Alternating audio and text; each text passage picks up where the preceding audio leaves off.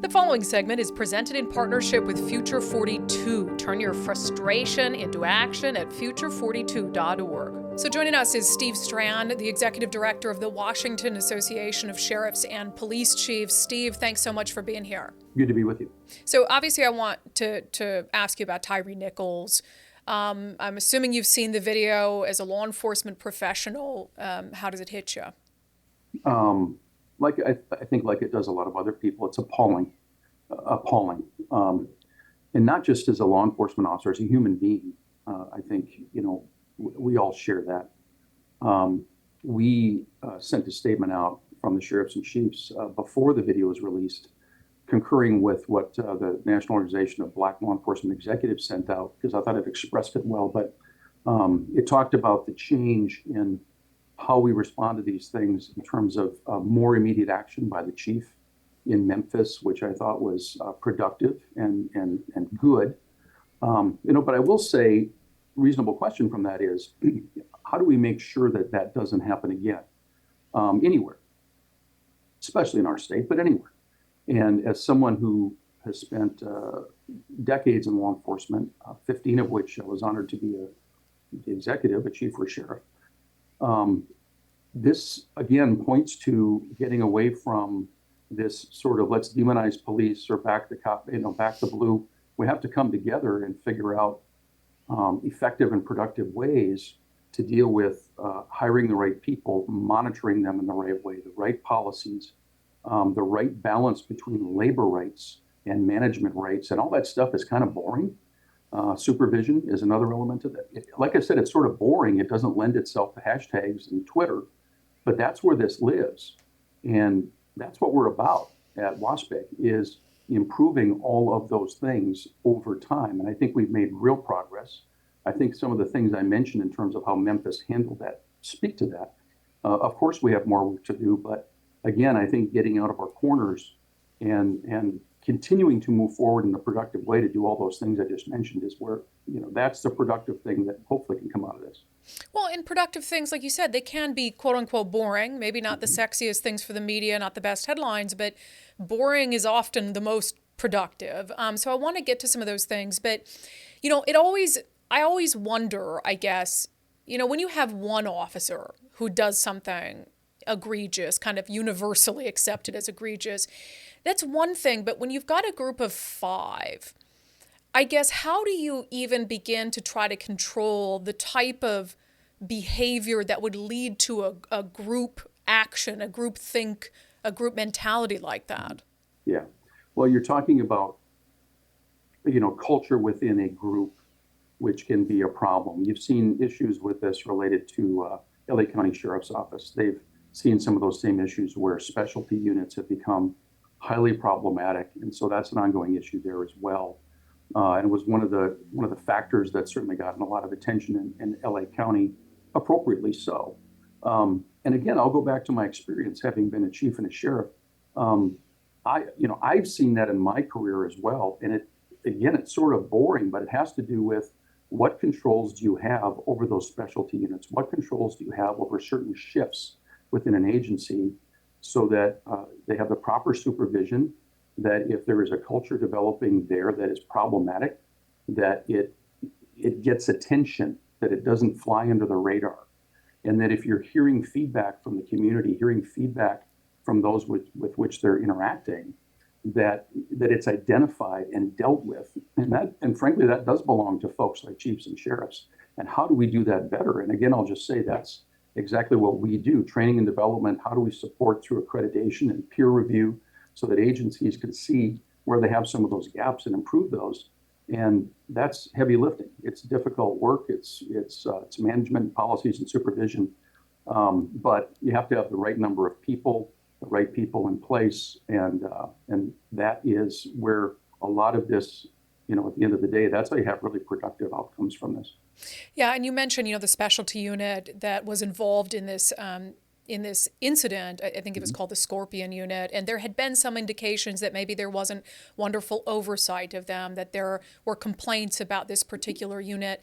Have you ever, in Washington State, in the work that you've done, encountered issues like that with specialty units? I have. I'll speak from my own experience, having been a chief and a sheriff. I had specialty units that were making decisions they shouldn't have been making. They were doing things they shouldn't have been, and I can tell you from hard experience, it was because they weren't being monitored and supervised correctly because of a lack of staffing. It's because the policies weren't in place to have the right controls on those units, the right filters and the right screening to make sure that we had the right people there, and then rotating them so that there wasn't this sort of long-term placement in those specialty units, and that runs up against things like labor agreements. It's complicated, but that's the job of chiefs and sheriffs to make sure that those controls are in place. I mentioned staffing. That's an issue. You have to have enough people to do the monitoring, to do the supervision, to make sure that those things are being followed up on. And that's one of the reasons we keep talking about we need the right staffing in law enforcement in this state. I don't want to just blame it on that and use that as a cop-out. I'm just saying all those things are connected. And running agencies in a way that's reflective of what the community expects and gives the right support to the people doing the job requires those resources, and all these things are connected.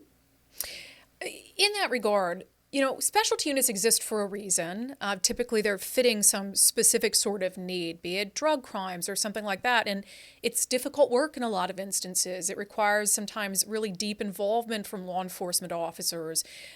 What's the right balance, I guess? Because I think there has to be some autonomy there for them to be able to really dig in and do those jobs. So how do you strike the right balance between giving them the leeway they need to pursue their goal and their mission versus having oversight? Because I guess some would worry, like, well, is it going to become too controlled, too political, too worried about optics to be effective? Yeah. Well, and there's been calls, we should eliminate all of these specialty units because, we saw this problem in this unit.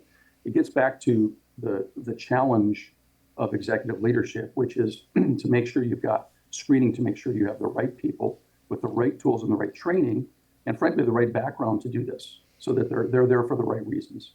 It is very difficult work, whether it be narcotics investigation, violent crime units, excuse me, gang units in some cities. All these things it's the same issue. And they're dealing with very, very difficult issues out there that are very dangerous. And there's a reason they're there, because the community needs that. But the right supervision and the right controls are everything. And as I said, if you see some of these specialty units over time that have become a problem, there's the same people there for a very long period of time, and they seem to develop a culture that is sometimes counter to what the agency is looking for. And there has been a couple of high-profile examples of that nationally, but that's exactly the challenge, and it's a challenge for the executive and for the managers. And we have to recognize that if it's done right, they're very appropriate. There have been some conversations in Memphis about, over the last 4 years, they've lowered their hiring standards twice. One as it pertained to work experience and education. The second time, they did away with a timed physical agility test and again lowered educational requirements. Now, I think it would be an assumption to tie that to what happened to Tyre Nichols, but just more broadly, is that a relevant conversation to have? As you have police departments like Seattle's down 500 officers, are we seeing in Washington State and elsewhere in the country a lowering of standards to try to fill those gaps? It's a great question, and we should be asking that question. And it's part of the huge challenge that law enforcement is going through right now. I have not seen anyone in Washington law enforcement lowering their standards. At the same time, as you know, staffing is a gigantic challenge nationwide, and especially here in Washington State for a number of reasons, including the environment and the economy and a lot of other things out there. We're 51st in the nation in staffing, last in the nation, and have been for over a decade. And it's getting worse. I can mention that the preliminary numbers we have is that we're going to have a net loss of about 100 more officers in 2022 than we had in 2021 when we lost almost 500 net officers statewide. So we're going the wrong direction, even with replacements. So to your question, I haven't seen agencies lowering their standards, but somebody needs to staff the street. Somebody has to be out there to respond to calls. I never had to worry in my career about, are we going to have enough people to literally work on the street tonight? But there are chiefs and sheriffs who have to worry about that every single day right now. And we have officers and deputies working mandatory overtime, not as much sleep, running call to call, no decompression time, which is bad for wellness. It's bad for decision making. They don't have enough people to properly team up and slow down, which is the expectation. We're going the wrong direction. So that's part of our challenge, is how do we support good policing, get the staffing that we need for all the reasons that we've been talking about, while at the same time there are so many pressures for people not to go into the profession. And that is what, the roughly 300 sheriffs and chiefs in this state are we're trying to work through right now. Yeah, and it's one of the many concerns I have about the ramifications of the defunding debate. Now, a lot of, cities made threats to defund and then didn't fully follow through, but I think that just by virtue of the narrative that they started, you had a lot of officers in Seattle is a prime example that decided to retire, that decided to leave, that had a lot of experience on the department. So even though you're not seeing staffing standards lowering yet, have you seen a shift in the amount of experience on the streets in departments? Because like I said, a lot of people chose to retire perhaps earlier than they would have. And then you have new officers coming in. Does that shift in experience make a difference on the streets? It absolutely does. And I don't know enough, for example, about the Memphis case to speak to that issue there, but I can say I certainly see and hear from chiefs and sheriffs all the time that, we have sergeants who used to have 10 years on before they became a sergeant, who are now sometimes 2 and 3 year officers becoming sergeants, because it's just the numbers. It's who we have.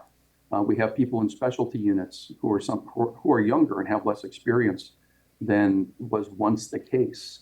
It is what it is. We have who we have, and it's not true of every single agency. I think Seattle is a more extreme case of where officers maybe felt unsupported and chose to move on, but we've seen that in a lot of other agencies, maybe not to that extreme. And certainly just a lot of people leaving the profession and just saying, I'm not doing this anymore. People retiring earlier than they used to. And so the issue you raise is huge, which is, again, the necessity for supervision, controls, monitoring, and yet we're seeing a smaller pool of people who are younger that we're asking to do all those things.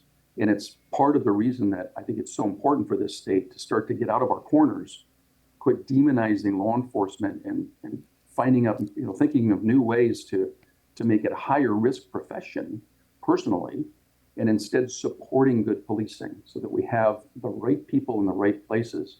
It's going to take years, but that's a commitment that we have to make. And it's a challenge we have to take on, because what's the alternative? We can't, doing what we're doing is not acceptable. Yeah. And to just underscore your point, the 5 officers involved in the Tyre Nichols case, they were all very young. I mean, I think they were all younger than me. So I think the oldest one was in his early 30s. But I know a lot of young officers who wouldn't brutally beat someone to death. And so how much does age and experience really factor into a situation like that? I mean, this seems to be a very, very egregious and rare instance of what happened in Memphis. And and if I could, Randy, there's data about this, but also I'll just say, when I was a 25-year-old patrol officer, I was certainly a very different person than I was as a 30 or a 35-year-old. So it isn't just age; it's also individual, characteristics. But in general, what you just said is a factor. Yeah. One more thing on Tyre Nichols, and then I want to talk to you about the pursuit bill, because I know you guys have been efforting some common sense bipartisan cooperation in Olympia. We've been talking about it quite a bit. After George Floyd, we had this major reaction across the country when it came to police reforms. Some of it was productive. I would argue a lot of it wasn't productive and led to some of the challenges that we're facing today. What narrative would you like to see? What conversation would you like to see come out of what's happening in Memphis? Again, to reinforce the work that we all have to do together in a bipartisan way. I think it's easy to say, well, we have to find ways to go after law enforcement officers civilly, or do more, consent decrees, and to sort of force issues from that end through litigation. Or toward the other end, let's just, act as if this will never happen again. That was just unique to Memphis, and let's not do anything. Instead, I think we've had a great conversation about this right now, in terms of supporting staffing, supporting training, supporting supervision. Again, it's a little bit boring, but it's the difficult work where all of this lives, and making law enforcement an attractive profession for the people that we need, that reflect the community. I think a lot of departments are doing a great job on that right now. We have to reinforce and support that. And again, that's not conducive to one sentence or a tweet. It's difficult work that requires us to come together. You know, a few years ago, we had the 940 process, where the initiative was written, it passed. Law enforcement approached legislators and advocacy groups, including me. I was part of that, and said, we get where you're going, and we agree with much of it, but the way you wrote it isn't going to work. Can we work with you to do it in a way that's balanced and is going to be productive? And we did. It was astonishing. It was nationwide. It was leading the nation, and everyone realized that. It was great. And after the murder of George Floyd, unfortunately, things sort of changed, and decisions were made that were, created laws that while we raised issues with them, they were passed anyway. And we've spent the last couple of years trying to bring some balance so that they're more productive. I would love to see us get back to working together collaboratively, listening to all voices, and acknowledging what the community is expecting, and that change is needed. I think sheriffs and chiefs have been right at the table, and in many cases leading the way on that, and doing it together instead of from our corners. One of the bills that resulted from 2020 and George Floyd was this law that in part dramatically limited when police can pursue a suspect, and took a lot of that decision making out of the hands of individual officers. I was really excited when I saw these bipartisan twin bills in the House and Senate. I love anything bipartisan. I think if it's bipartisan, there's a better chance it's probably actually good, sound policy. I was thinking it would move, and then it kind of hit this roadblock in Senate Law and Justice. You're on the inside of this. Have you heard anything that we maybe haven't heard about the chances of that bipartisan proposal passing? Really nothing additional in what I think some of the things you've been hearing and talking about. I share your optimism. Bill Bratton once said that police officers are idealists wrapped in a cloak of cynicism. I kind of agree with that. I think I'm one of those folks. I'm an idealist, and I was so excited to see strong and very substantial bipartisan support for both bills in the House and Senate. Majority Democratic Party chief authors on both bills, and saw some movement. And of course, there's been a roadblock now in the Senate Law and Justice Committee, which is part of the legislative process. I'll acknowledge that. I think that it would be great if our elected representatives were allowed to vote on an issue that I think is very important to them. We will continue to send the message that this is not, and I think it's an important message, this is not about partisan politics. This is not about R's and D's. This isn't about our sides. That stuff is fun. It's back and forth. This is about public safety and responding to the community.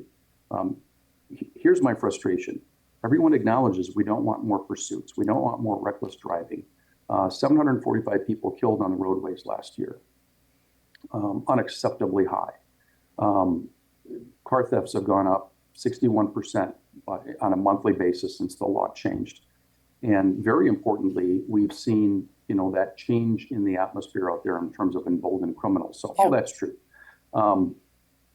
What's frustrating to me is that we have real data that shows that more than twice as many drivers are running from and fleeing from traffic stops than before the law changed. I think that's exactly the opposite of the intention of the law change, which was to make the streets safer, to limit the number of pursuits. But instead, what we're seeing is people simply driving away from law enforcement.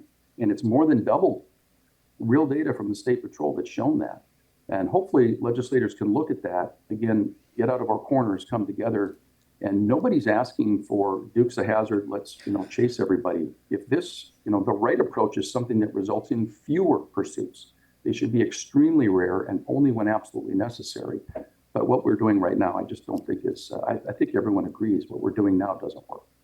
Yeah, we reported on this independent review that a Seattle U professor who has done statistics and law enforcement, that's been his career, who said that the key statistic that Democrats are relying on to prove that that bill improved public safety, he kind of debunked it and said there's really not enough data and information for them to make a determination. They shouldn't be using that statistic, that there's been a 73% drop in fatal police pursuits to inform any of their policy. And, we did a story on that. That data was sent to Senator Dingra, who chairs Law and Justice, and she just immediately dismissed it out of hand and went back to that same statistic that the Seattle U professor said they should not be using.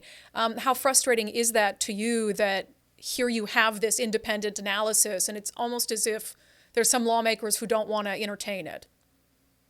Well, it is frustrating, and the fact is, we appreciate the fact that Representative Rule asked for that study from Dr. Hickman, who is, from what I understand of his reputation, is sort of the gold standard of folks who look at these kinds of issues. But I guess I would say this: we're talking about traffic fatalities on the roadways, auto theft increases, and more than double the amount of people fleeing from the state patrol in 2022. That's real data. That's actual data. We had legislators who introduced a number of bills in response to 745 people dying on our roadways just a few days ago. And they talked about, I think they used the word carnage, and that it wasn't acceptable. I think it defies common sense to suggest that more people fleeing from law enforcement and criminals feeling emboldened doesn't have a relationship to all those statistics, particularly deaths on our roadways that I just mentioned. And I don't think it requires us to study that for 2 years to determine that. People feeling that they can flee with impunity is a factor in what people are concerned about right now. And I would hope that the legislature would respond to that. Defies common sense is a good way to put it. And we'll end with what you just mentioned there. There's been this sidetrack bill that a couple Democrats have proposed that would allow a 19-person commission to study impacts of the bill until October of 2024. What are your concerns if we don't change this pursuit law this session and instead study it until 2024? Well, we're opposed to that bill because that bill simply delays what we think is something that's important to consider right now. Last fall, people elected their legislators, many of whom heard from and talked to their constituents about this issue and that it mattered to them. Many of those legislators ran saying, I'm going to do something about this. I think they should be able to vote on it. And simply delaying it until Halloween of 2024, right before the election in 2024, means 22 more months of all the things we just talked about, including retail theft, auto theft, and frankly, violent crime and traffic deaths. That should matter. And I don't think it's going to take 2 years of study with a group which, by the way, does not include anyone with an expertise in research or data and does not include anyone representing victims. I don't think that's the way to go. Yeah, I didn't even think about the timing with the election. They finished their study at the end of October, but I'm sure there'll be a few days delay before the results of that study, if that's the route they take, were to be released. Steve Strachan, head of the Washington Association of Sheriffs and Police Chiefs, we appreciate your time. And what we're trying to normalize on this podcast are the boring conversations. People want to have the conversations with the extremes because they are more exciting, but we need to get people used to being able to sit through, I don't think you were boring, but a conversation that talks about these issues with nuance, because that's what's going to be meaningful and impactful. So I really appreciate the way that you discuss these issues. Thanks for being here. Thanks so much, and thanks for what you do. The previous segment was brought to you in partnership with Future 42. Turn your frustration into action at future42.org.